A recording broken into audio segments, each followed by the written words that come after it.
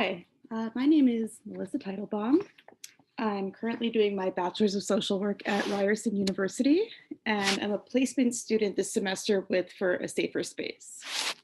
And today I'm going to be talking about specific skills that are taught by cognitive behavioral therapy, or CBT, in the treatment of anxiety.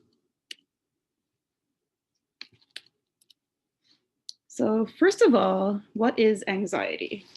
So anxiety is the body's response to stress. It can be motivating at low to moderate levels, but beyond that, it has the potential to be debilitating to the person. At this point, it will become a feeling of intense discomfort that leads to an individual to avoid the stimuli that give them this feeling.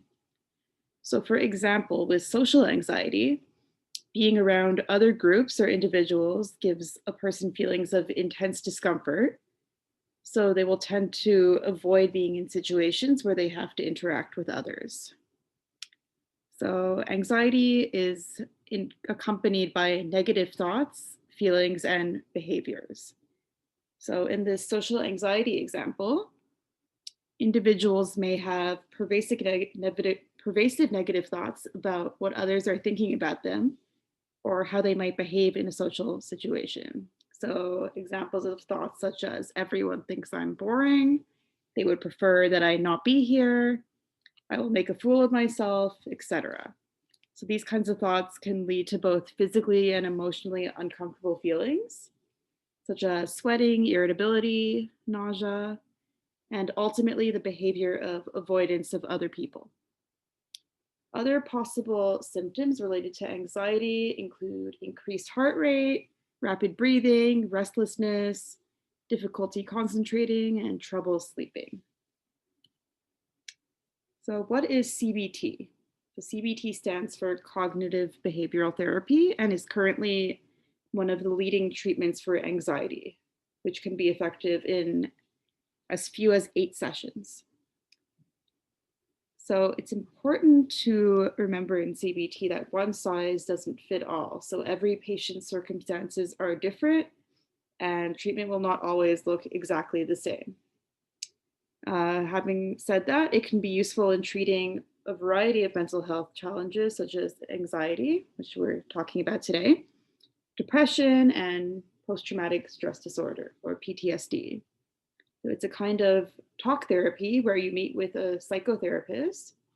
You look at how an individual's negative thought patterns can be influencing their feelings and behaviors. So the goal is to make the individual aware of thoughts that might be having a negative effect on their lives and attempt to challenge negative thought patterns, teach relaxation skills, and change behaviors that lead to their mental health worsening. So one of the major key skills in CBT when treating anxiety is to challenge negative thoughts. So one major tool is this thought log, which can be used to challenge thoughts and reduce unwanted feelings and behaviors. So using the thought log makes the individual more aware of their patterns of thoughts, feelings, behaviors, and the relationships between the three. The goal is for individuals to be able to intervene in their own thought processes and make changes to thoughts that contribute to anxiety. So in the thought log, as you can see, first there's the event. So what happened or is happening? Any thoughts that you've had related to the event?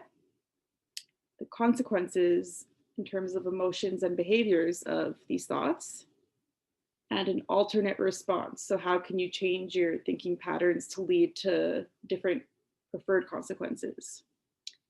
So it should be noted that it does take practice to be able to identify these negative thoughts before being able to effectively challenge them. So at first, you may be able to identify these scenarios after they happen, but eventually the goal is to be able to challenge your thoughts in real time and see positive consequences as a result. So an example of how to fill out this thought log is on the screen here. So an example of an event would be speaking in front of your colleagues. Then the thought would be, negative thought associated would be, I'm going to forget what I need to say and make a fool of myself in front of everyone. The consequence of this thought could be feelings of stress and anxiety, continuous obsessive thoughts, and avoidance of obligations. So you may decide that presenting in front of your colleagues is causing you too much stress and then just avoid doing it altogether. So then an alternate response that challenges your initial thought process would be to think, many people feel nervous when it comes to public speaking. What is the worst that could happen? Even if I make a mistake, they will be understanding and not judge me too harshly.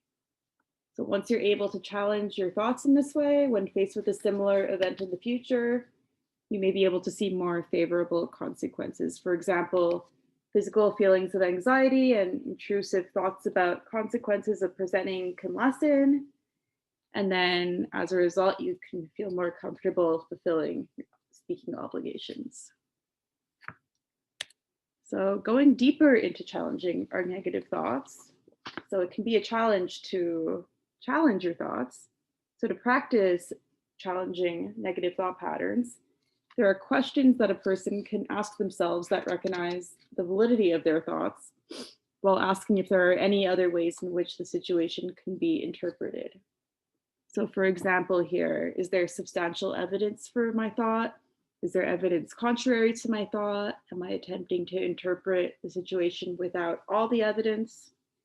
So if we look at the first question here and apply it to our example from before, so the thought would be, I'm going to forget what I need to say and make a fool of myself in front of everyone. And the question you can ask yourself to challenge this thought is there substantial evidence for my thought?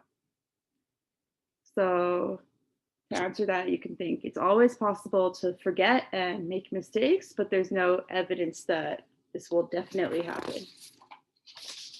And also the idea of making a fool of yourself is subjective, depending on what others think, but there's no real substantial evidence that others will think that you are indeed foolish if you make mistakes in your presentation.